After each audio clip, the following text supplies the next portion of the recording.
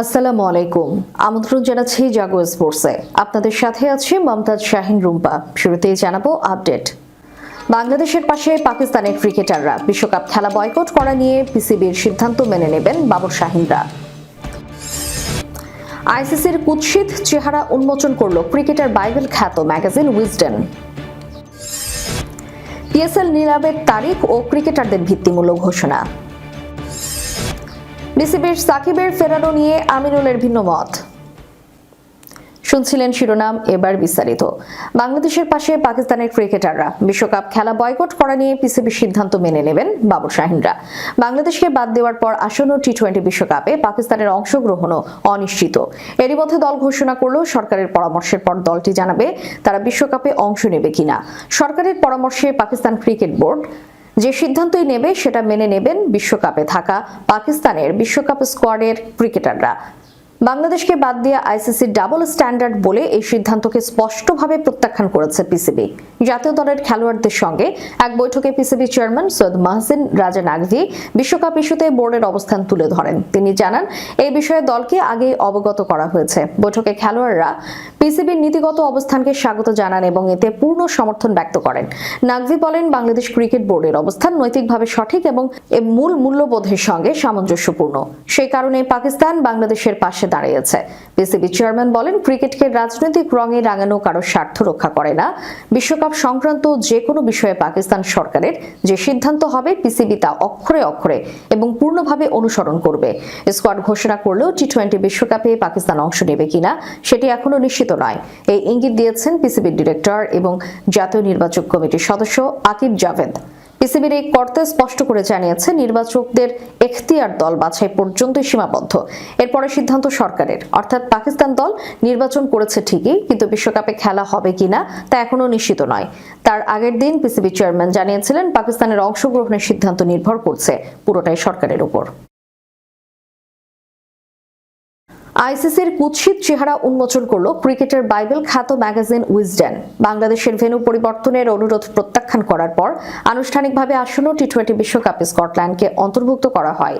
অথচ গত বছর চ্যাম্পিয়ন্স ট্রফিতে পাকিস্তানের বাইরে ম্যাচ আয়োজনের জন্য ভারতের করা একই ধরনের অনুরোধ ঠিকই রেখেছিল আন্তর্জাতিক ক্রিকেট কাউন্সিল। দুটি ঘটনাকে সামনে রেখে বিখ্যাত ক্রিকেট ম্যাগাজিন উইজডেন প্রশ্ন তুলেছে, এটি কি ডাবল স্ট্যান্ডার্ড নয়? এবারের আইপিএল নিলামে রেকর্ড 9 কোটি 20 লাখ রুপি দিয়ে মুস্তাফিজুর রহমানকে দলে টেনেছিল বলিউড অভিনেতা শাহরুখ খানের মালিকানাধীন কলকাতা নাইট রাইডার্স। তবে ভারতের সঙ্গে বাংলাদেশের চলমান কূটনৈতিক টানাপোড়েনের বলি হয়েছেন বাংলাদেশের তারকা এই পেসার। ভারতীয় গণমাধ্যমে অনবরত প্রচারিত প্রোপাগান্ডায় প্রভাবিত হয়ে কট্টর হিন্দুত্ববাদীরা মুস্তাফিজকে আইপিএল থেকে বাদ দেওয়ার দাবি তোলে। সেই দাবি মেনে নিয়ে মুস্তাফিজকে দল থেকে বাদ দিতে কেকেআরকে নির্দেশনা দেয় ভারতীয় ক্রিকেট বোর্ড বিসিসিআই। এর প্রতিক্রিয়ায় বাংলাদেশ আসন্ন বিশ্বকাপ ভারতে গিয়ে খেলতে অস্বীকৃতি জানায়। ভারতের মাটিতে বাংলাদেশের ক্রিকেটার, স্টাফ, ফ্যান এবং সাংবাদিকদের নিরাপত্তা ঝুঁকি বিবেচনায় নিয়ে আইসিসিকে ভেন্যু পরিবর্তনের প্রস্তাব দেয় বাংলাদেশ ক্রিকেট বোর্ড। কিন্তু নিরাপত্তা ঝুঁকির বিষয়টি আমলে নিতে রাজি হয়নি ভারতীয় জয় শাহের নেতৃত্বাধীন আইসিসি। তারা বাংলাদেশকে ভারতের মাটিতেই খেলতে হবে বলে ফরমান জারি করে, অন্যথায় বিশ্বকাপ থেকে বাদ পড়তে পারে বলে হুঁশিয়ারি করে দেয়।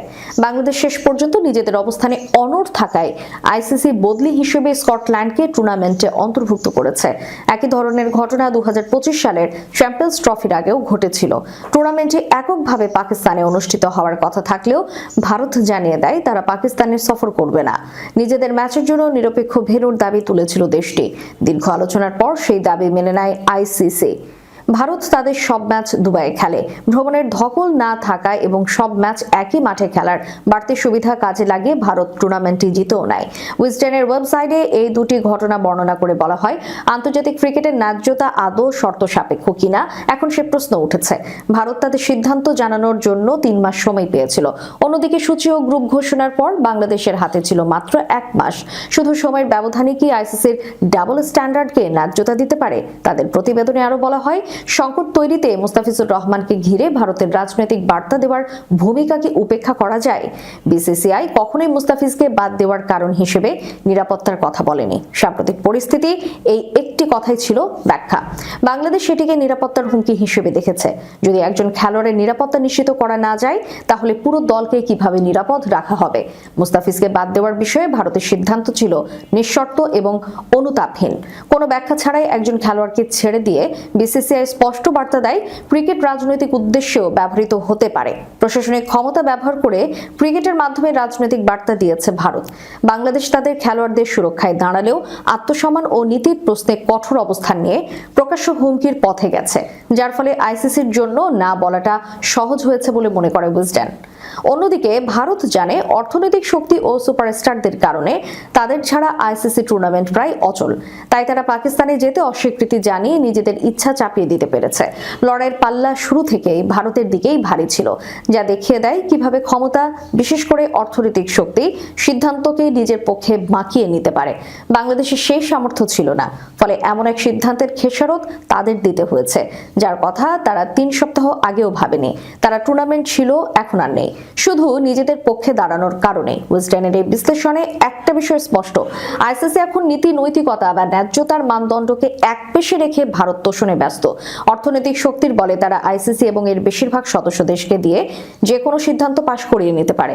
এমন আগ্রাসী বা সর্বগ্রাসী আচরণের সামনে বাংলাদেশের মতো ক্রিকেট পাগল দেশের পক্ষে রুখে দাঁড়ানোই একমাত্র সমাধান।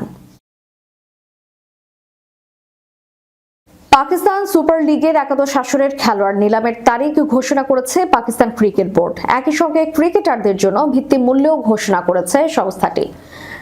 পিএসএল এর 11তম আসরের খেলোয়াড় নিলাম উপলক্ষে আয়োজিত এক বিস্তারিত কর্মশালায় অংশ নিয়েছিলেন পিসিবি চেয়ারম্যান মাহসিন নাকভি।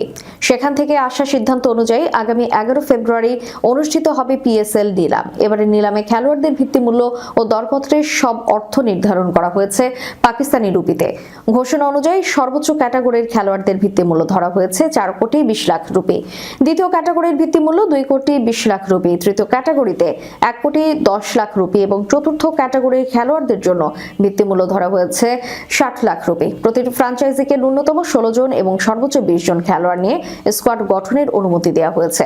একটি দলে 5 থেকে 7 জন পর্যন্ত বিদেশি খেলোয়াড় রাখা যাবে, তবে একাদশে অন্তত 3 জন এবং সর্বোচ্চ 4 জন বিদেশি ক্রিকেটার থাকতেই হবে। এছাড়া প্রতিটি দলকে স্কোয়াডে 2 জন অনূর্ধ্ব 23 দলের আনক্যাপড খেলোয়াড় ভেড়াতে হবে। এর মধ্যে অন্তত 1 জন অনূর্ধ্ব 23 দলের খেলোয়াড়কে একাদশে খেলানো বাধ্যতামূলক।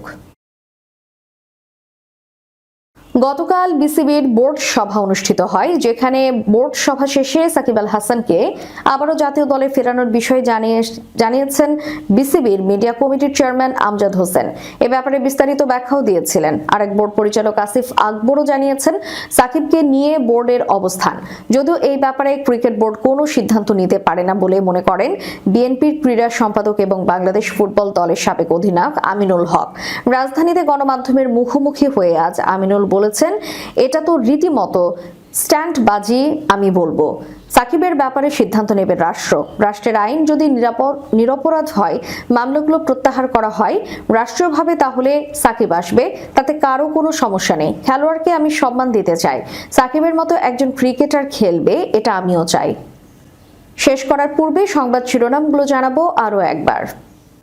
বাংলাদেশের পাশে পাকিস্তানের ক্রিকেটাররা, বিশ্বকাপ খেলা বয়কট করা নিয়ে পিসিবির সিদ্ধান্ত মেনে নেবেন বাবর শাহিনরা। আইসিসির কুৎসিত চেহারা উন্মোচন করল ক্রিকেটার বাইবেল খ্যাত ম্যাগাজিন উইজডেন। পিএসএল নিলামের তারিখ ও ক্রিকেটারদের ভিত্তিমূল্য ঘোষণা। বিসিবির সাকিবের ফেরানো নিয়ে আমিনুলের ভিন্ন মত।